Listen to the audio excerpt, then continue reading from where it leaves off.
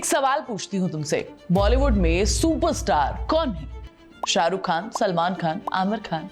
ये नाम सुनते ही दिमाग में एक इमेज बनती है, बड़ी फिल्म, बड़े बजट, बड़े प्रोड्यूसर्स, और इन नामों के आगे एक टाइटल ऑटोमेटिकली लग जाता है, सुपरस्टार। लेकिन आज तो हम मर्द की बात करने आए थे, तो वहां पहुंचने के लिए अब एक सवाल और। प्रियंका चोपड़ा जिसने बॉलीवुड छोड़कर हॉलीवुड जीत लिया, आलिया भट्ट जिसने गंगूबाई से इतिहास रच दिया, कैटरीना कैफ जिसने 15 साल तक इंडस्ट्री में टिक कर प्रूव किया कि वो सिर्फ फेस नहीं है, माधुरी दीक्षित जो 90s में बॉक्स ऑफिस की गारंटेड हिट होती थी, श्रीदेवी जिनकी फिल्में हमेशा हिट होती थी, उनके नाम की वजह से अब एक आखिरी सवाल कि इनमें से सुपरस्टार कौन है और इन्हें क्या कहते हैं? Actress, heroine, female lead? क्यों? क्या इनमें से कोई सुपरस्टार कहलाने लायक ही नहीं है? श्रीदेवी की फिल्में इनके नाम की वजह से चलती थी, हीरो की वजह से नहीं। तो फिर ये सुपरस्टार क्यों नहीं है? और यही तो सबसे बड़ा झूठ है जो बॉलीवुड ने हम सबको 100 सालों से बेच रखा है। आज इस सीरीज के पहले एपिसोड में मैं तुम्हें वो सब बताऊंगी जो ओपनली कोई बात नहीं करता है। बॉलीवुड में सुपरस्टार सिर्फ मर्द ही होते हैं और इसकी कीमत हर बड़ी एक्ट्रेस ने चुकाई है। शुरुआत करते हैं प्रियंका चोपड़ा से। 2000 में मिस वर्ल्ड बनी, 2003 में अंदाज में बॉलीवुड में अपना धमाका किया, Filmfare best female debut जीता, फिर एक के बाद एक मुझसे शादी करोगी, क्रिश, टॉन, फैशन, बर्फी, मैरी कॉम। फैशन के लिए तो नेशनल अवार्ड मिला, मैरी कॉम के लिए पूरे देश ने तालियां बजाई।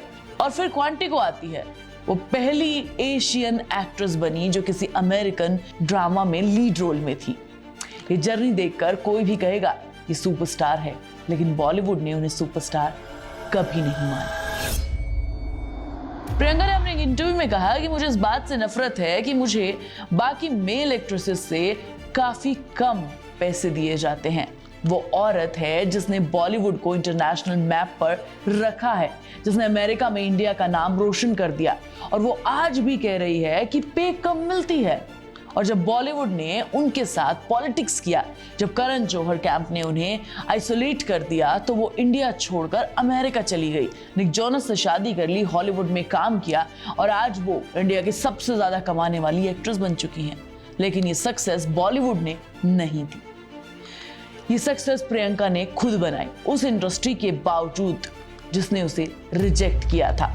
अब आलिया भट्ट की बात करते हैं। 2012 में स्टूडेंट ऑफ द ईयर से डेब्यू किया।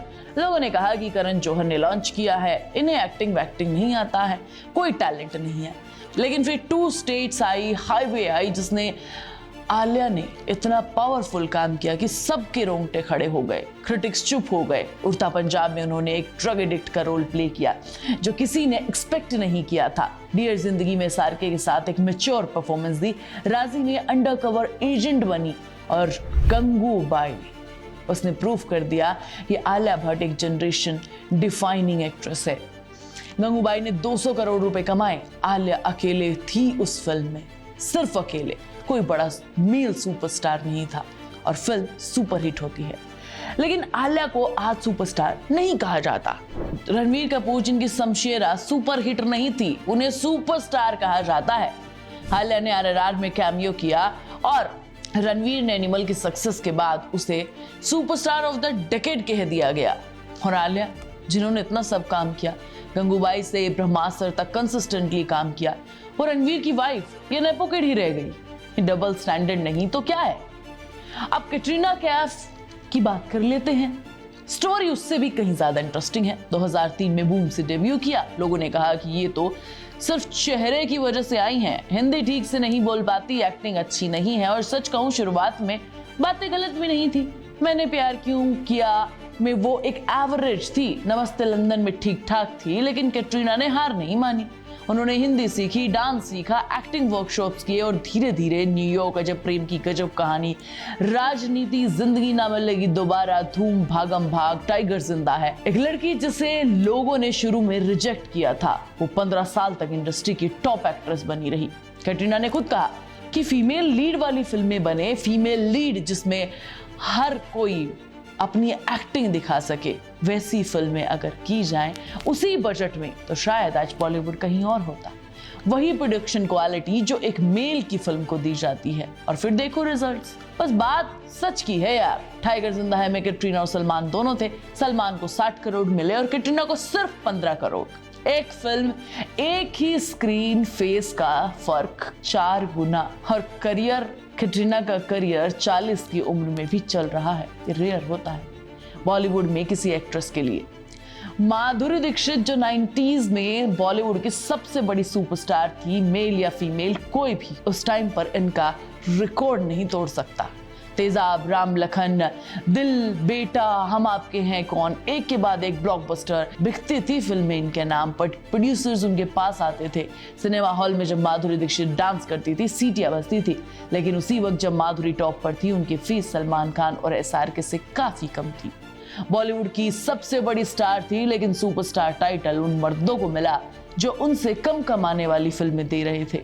और 1999 में जब उन्होंने शादी की, अमेरिका चली गई, इंडस्ट्री ने एक सेकंड के लिए भी उन्हें नहीं रोका। कोई फोन नहीं किया, कोई ऑफर नहीं गया, क्योंकि हीरोइन की एक्सपायरी डेट आ गई थी। 5 साल बाद जब वो वापस आई, देवदास जैसी फिल्म में पहले आ चुकी थी और ऐश्वर्या उनकी जगह ले चुकी थी। एक बार को हम माधुरी को छोड़कर श्रीदेवी के बारे में बात करते हैं, और ये तो उससे भी कहीं ज्यादा दुखद कहानी है। बॉलीवुड की पहली ऑफिशियली फीमेल सुपरस्टार चांदनी, लम्हे, मिस्टर इंडिया, चालबाज, नागिन, उन्होंने प्रूव किया कि एक औरत अकेले फिल्म हिट करवा सकती है। उनके नाम पर फिल्में बनती थी, डायरेक्टर उनके लिए स्क्रिप्ट लिखते थे, लेकिन उसी इंडस्ट्री ने उन्हें कभी वो रिस्पेक्ट नहीं दी जो एक मेल स्टार को मिलती थी। उनका करियर पीक पर था। अमिताभ बच्चन की फीस उनसे 5 गुना ज्यादा थी। और 1996 में जब उन्होंने बोनी कपूर से शादी की, इंडस्ट्री ने एक पल के लिए नहीं सोचा। 15 साल का गैप आया। 15 साल किसी मेल सुपरस्टार को कमबैक के लिए 15 साल नहीं लगते।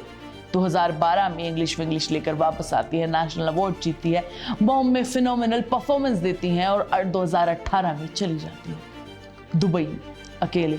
और उनके जाने के बाद पूरे बॉलीवुड ने शोक मनाया, ट्रिब्यूट दिया, लेजेंड कहा, सुपरस्टार कहा। ये टाइटल उन्हें जीते जी नहीं दिया गया। ये बॉलीवुड का सबसे बड़ा दर्द है। जब एक औरत स्क्रीन पर है, वो हीरोइन है, और जब वो चली जाती है तब उसे लेजेंड मानती है। जब तक वो जिंदा है तब तक नहीं। नंबर्स देखो, SRK फिल्म के लिए 150 से 200 करोड़ लेते हैं, सलमान 100 से 150 करोड़, आमिर 60 से 100 करोड़, और बॉलीवुड की सबसे ज्यादा फीस लेने वाली एक्ट्रेस प्रियंका चोपड़ा, वो लेती है 30 से 40 करोड़। यानी SRK की फिल्म का पांचवा हिस्सा एक औरत जिसने बॉलीवुड, हॉलीवुड सब जीता है, जिसने नेशनल अवार्ड जीता है, जिसने इंटरनेशनल स्टेज पर इंडिया का नाम रोशन किया है, वो SRK की फीस का 5वां हिस्सा लेती है। ये पे गैप नहीं है, ये इंसल्ट है। तब उन्हें एक बहुत सही बात कही थी। लोग एक्ट्रेस से पूछते हैं कि पे मिला कि नहीं मिला। ये सवाल मेल एक्ट्रेस से क्यों नहीं पूछा जाता? बॉलीवुड में हीरो इमॉर्टल है। 50 की उम्र में भी वो 25 साल की हीरोइन के साथ रोमांटिक हीरो बन सकता है। सलमान खान 58 के होकर आज भी फिल्म्स में हीरो हैं। SRK 59 के होकर किंग बन रहे हैं, और हीरोइन 35 की उम्र में मैच्योर रोल्स आने लगते हैं। 40 की उम्र में माँ का रोल, 45 के बाद इंडस्ट्री भूल जाती है। प्रियंका चोपड़ा ने बॉलीवुड को रिजेक्ट किया, वो हॉलीवुड चली गई और वहां से बड़ी बनकर वापस आई। माधुरी 35 साल में रिटायर हो गई, इंडस्ट्री ने नहीं रोका। श्रीदेवी को 15 साल का गैप लेना पड़ा, जो कोई मेल स्टार कभी नहीं लेता। आलिया ने गंगूबाई जैसी ब्लॉकबस्टर दी, फिर भी सुपरस्टार रणवीर हैं। कैटरीना ने 15 साल तक संघर्ष किया, फीस आज भी 4 गुना कम है। यही तो होती है हीरोइन की एक्सपायरी डेट होती है। सुपरस्टार वो है जिसका नाम फिल्म से बड़ा हो, जिसकी वजह से लोग थिएटर जाएं, जिसके बिना फिल्म इमेजिन ना हो सके। प्रियंका, आलिया, कैटरीना, श्रीदेवी, माधुरी, ये सब सुपरस्टार है, लेकिन बॉलीवुड ने उन्हें ये टाइटल कभी नहीं दिया, क्योंकि बॉलीवुड में सुपरस्टार सिर्फ मर्द होते हैं। कमेंट करके बताओ इन सब में से आप किसे सुपरस्टार मानते हैं और किसे ये टाइटल मिलना चाहिए। मैं तुम्हें नेक्स्ट वीडियो में मिलूंगी, तब तक तुम चैनल को सब्सक्राइब कर लो, वीडियो को लाइक और शेयर कर लो, और प्लीज बेल आइकन जरूर दबाना।